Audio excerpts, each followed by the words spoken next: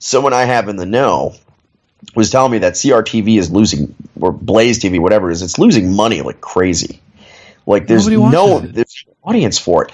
The one flagship they had, the one guy that really brought in some subscribers was Gavin McInnes, and they fired him. Yeah.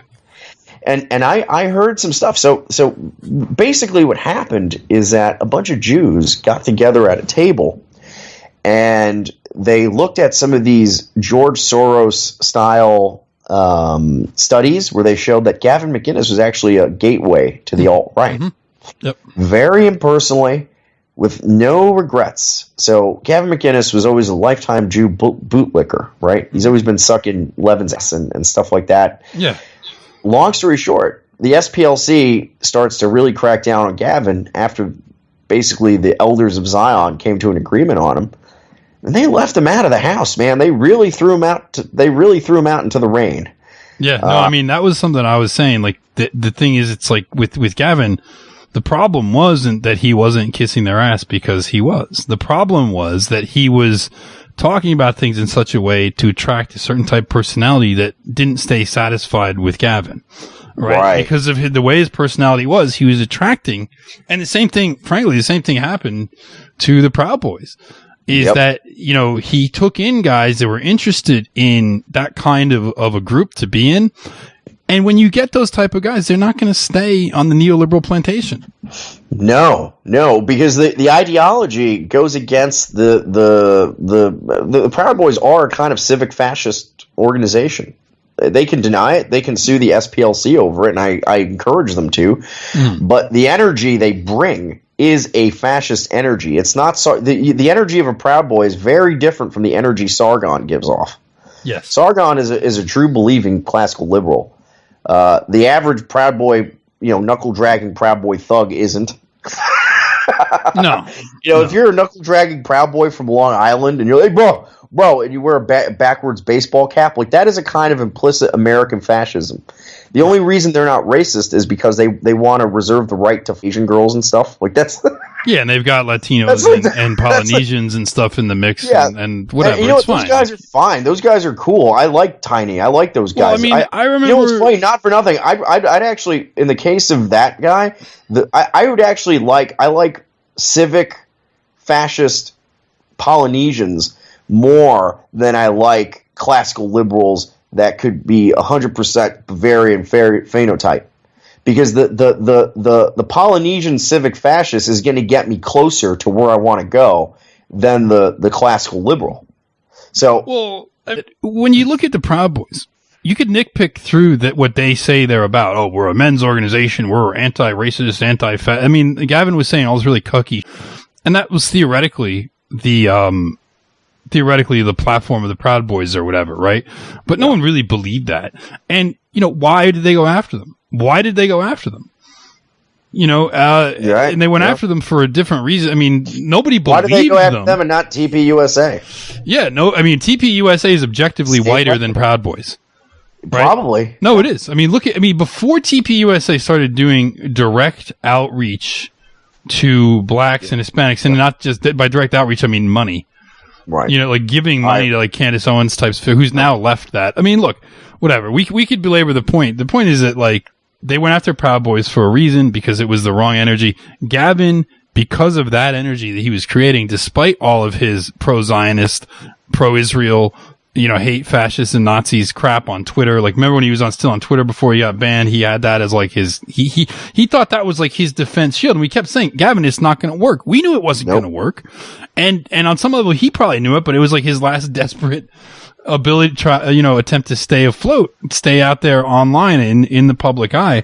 And it failed because Gavin organized what they saw as a fascist gang. And his politics attracted people who would be 6 months later alt-rightists.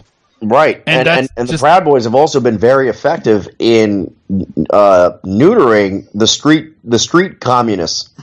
I mean, they are like the Fry Corps. Well, they were for a while. They've been neutralized with arrests and they've been quieter, but not quite entirely quiet. You still see them coming out against the communists and against the anarchists, and that's the real problem the system has with them. Yeah. Because the system's agreement is to use the communists and the anarchists as a kind of indirect force to do the dirty work that bureaucrats and liberals don't want to do. You know, that's the whole thing about punching Richard Spencer, throwing milkshakes at people. Like, go throw a milkshake at a Proud Boy. Go throw with. They don't do that to Proud Boys. No, they're not going to do that. So the thing I'm saying here is that in the case of Gavin, according to people in the know, I'm not 100% sure of this, but this is what I've heard. Gavin was fired without any explanation, without any real reasoning. Like he's actually kind of dumbfounded by it. He's been a loyal soldier for Zog, or rather the right-wing Zionists, for forever, for a decade now. A loyal soldier, bringing in subscribers, bringing in new fans and everything. And and when push came to shove, Levin sided with the Jews at the SPLC against him. And it seems like it doesn't show you. If you think you're clever, no Jew has any loyalty to any non-Jew. Yeah. Just keep that in mind. Yeah. And it seems like, again, this is the final point, it seems like it doesn't make any sense at first. Until you look at the fact that there was a study done that was like, oh, and it is true. Like, they were right. Gavin was, I can't tell you how many TRS fans tell me, I was a Gavin fan. People come in from different areas, but that's one area where a lot of people came in.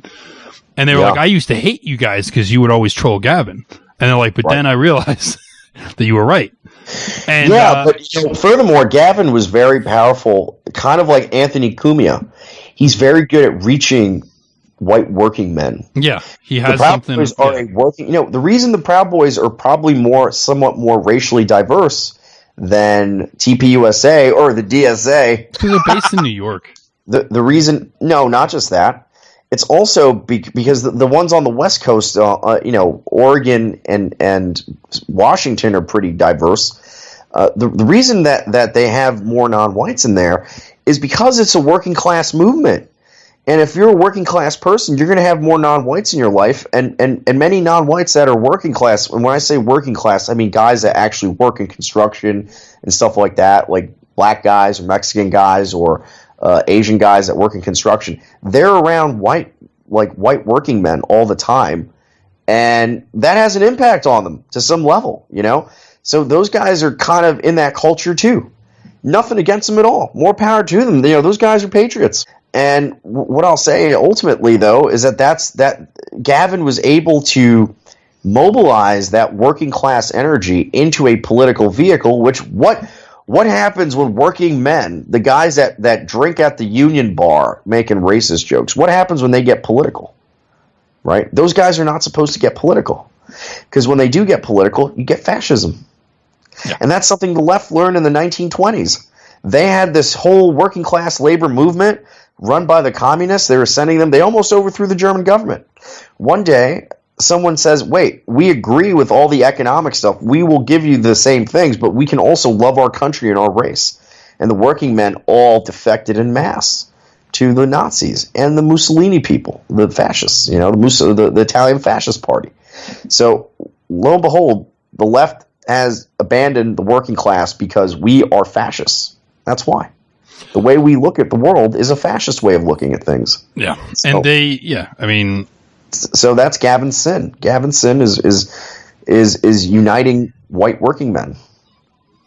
Yeah, and that's why it doesn't matter that he mouthed all of this Zionist crap, because, having had some insight into Proud Boys, having briefly been in some of their groups before I was purged, before people were told not to talk to me, etc., I would see what was going on in their Facebook groups or their Slack groups and things like that. I would see the kinds of stuff they would talk about. I would, whenever I'd meet someone that was in the Proud Boys, they either didn't know who I was, or if they did, they liked me. You know what I mean? It was like, it was right. Never, it was, and to the extent there was anybody that was, against, TRS, for a while, being a fan of TRS would get you kicked out, but only because they were putting treacherous people in charge. Look, we could go into this whole history. They have minders. The average boy loves guys like us. It's the minders. Even the non-white ones think we're cool. Yeah. I think the Proud Boys at this point, because of the dynamics going on, they're kind of weak right now. But I hope they're able to reorganize into a harder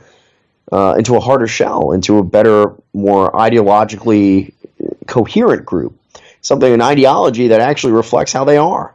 You know, classical liberalism, private property, the entrepreneur, those are the rallying calls of the Proud Boys. But is that really something you're willing Were to they give really your life? motivated by that? I mean, I don't know. Not for nothing, Mike. Some of those Proud Boys, they go out into the street and they're not afraid to die. They're not afraid to die. They're not afraid to give their life. And it makes me think, are you really doing it because you're an entrepreneur and you love low taxes? No. Or is it because you're proud of the shirt? That's their yellow and black shirt. You're proud of your crew. And on top of that, you love your country and implicitly love your race. You know, was it that? I think so. And Yeah. and you know, that kind of brotherhood is quite beautiful. That's why I refuse to counter signal the Proud Boys anymore, because they've created a brotherhood that has actually stood through some tests, and it deserves admiration. Now, part of the reason it stood through some tests is that they were in that gray area where they were signaling for Zog, but then not being so. Now that's starting to run out. Now they're really going to get tested, you know?